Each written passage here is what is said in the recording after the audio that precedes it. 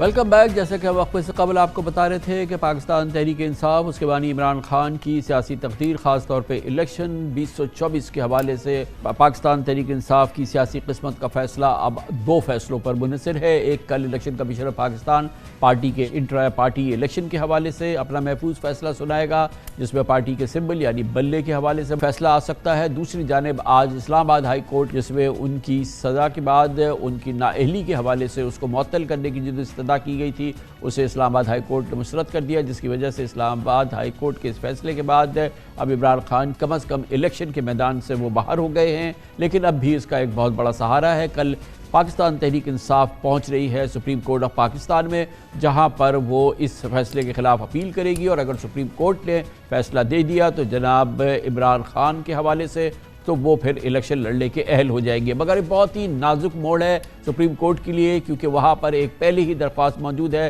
پاکستان کے ایک اور سابق وزیر اعظم جناب نواز شریف کے حوالے سے، جو کہ سپریم کورٹ کے گزشتہ فیصلے کے نتیجے میں تاحیات سیاست سے نااہل ہے. اس کے لیے 7 رکنی بینچ بھی تشکیل دے دی گئی ہے. 2 جنوری کو اس کی سماعت بھی ہونی ہے. بہرحال یہ سپریم کورٹ اپنی تاریخ کے ایک بہت ہی نازک موڑ پر ہے، دو رہا ہے. ان تمام موضوعات پہ پاکستان تحریک انصاف اور ان کے بانی کی الیکشن کے حوالے سے جو فیوچر ہے، اس پر بات کرتے ہیں. پاکستان تحریک انصاف کے سب سے فریش نئے ترین جو رہنما جنہوں نے جوائن کیا ہے، سینئر نائب صدر کے عہدے پہ براہ راست آئے ہیں پاکستان کے نامور سینئر قانوندان جناب سردار لطیف کھوسہ. ہمارے ساتھ کھوسہ صاحب موجود ہیں. بہت بہت شکریہ کھوسہ صاحب. اب آپ جس دن بنے ہیں آلموسٹ 1-2 دن کے، اس میں ہی بڑا ٹیسٹنگ ٹائمز ہیں. ایک جانب عمران خان صاحب کی آج اسلام آباد ہائی کورٹ میں جو بڑی امپورٹنٹ درخواست تھی وہ ناقابل سماعت مینٹینیبل نہیں قرار پائی ہے. دوسری جانب الیکشن کمیشن کا فیصلہ آنا ہے، اور عمران خان صاحب کی درخواست جو ہے وہ سپریم کورٹ کل پہنچے گی. ایک بہت ہی گنجلک صورتحال ہے اس جماعت کی جس میں کہ اب آپ داخل ہوئے ہیں. دیکھیے عمران خان صاحب، یہ بڑا ہی میں سمجھتا ہوں ایک عجیب ڈیفائننگ مومنٹ ہے.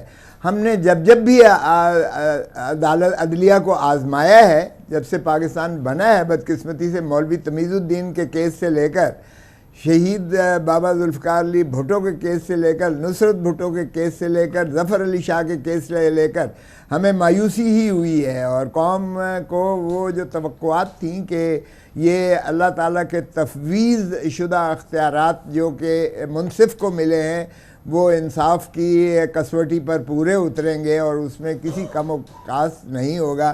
لیکن بدقسمتی سے مایوسی ہوئی ہے. اور یہ تسلسل اور تواتر سے جو ہے ہمارا اسلام آباد ہائی کورٹ کے جو جانب سے چیف جسٹس ہیں، یہ فیصلے ہمارے خلاف کرتے چلے آ رہے ہیں. اور خان صاحب نے بڑا لمبی ایک میں نے ہی دی تھی وہ سپریم کورٹ میں کہ خدا را ہمارے اسلام آباد ہائی کورٹ میں کیسز کی چیف جسٹس صاحب سماعت نہ کریں خان صاحب کی. اب یہ جو آج درخواست خارج کی ہے، انہوں نے ریزرو کر کے 2 مرتبہ ریزرو کیا، یہ بھی ایک عجیب مضحکہ خیز فیصلہ ہے. دیکھیں، ایک بات تو یہ ہے کہ جب آپ نے معطل کر دی سزا ان کی، اور یہ سزا وہ ہے جس میں ڈسٹرکٹ الیکشن کمشنر اسلام آباد نے کمپلینٹ کی تھی، جن کو اختیار ہی نہ تھا. صاحب اس کی میرٹ پہ میں نہیں جاؤں گا. آپ فرما رہے مضحکہ خیز فیصلہ ہے، بالکل آپ اپنی رائے رکھیں ضرور. لیکن انہوں نے بہرحال یہ کہا ہے کہ یہ مینٹینیبل نہیں ہے، کیونکہ سپریم کورٹ کہہ چکی ہے کہ ہم اس پہ نظر ثانی نہیں کر سکتے. مگر ہم اس کی میرٹ پہ جائے بغیر ہم ایک قدم آگے بڑھتے ہیں. یہ معاملہ اب سپریم کورٹ پہ پہنچ گیا نا. اب دیکھنا یہ ہے کہ سپریم کورٹ اس پہ کیا کرتی ہے. اور خان صاحب کی جو سیاسی تقدیر یا الیکشن کی تقدیر کے حوالے سے فیصلہ ہے، وہ تو اب سپریم کورٹ کے ہاتھ میں ہے.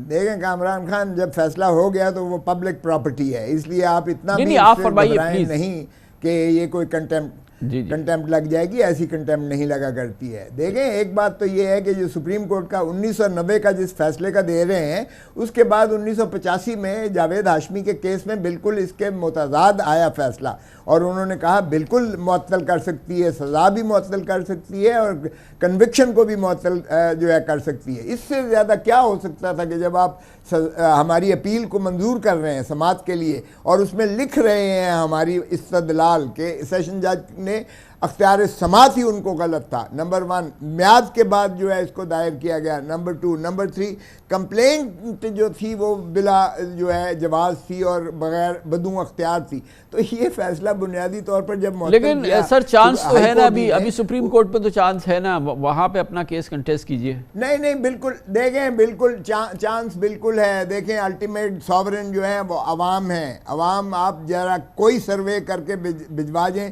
عمران خان دلوں کی دھڑکن ہے اس وقت، کیوں گھبراتے ہیں بھائی؟ لیول پلینگ فیلڈ دو نا. اور یہ بدقسمتی دیکھیے گا، پہلے بھی یہ جنرل پرویز مشرف نے دونوں -1 کیا تھا.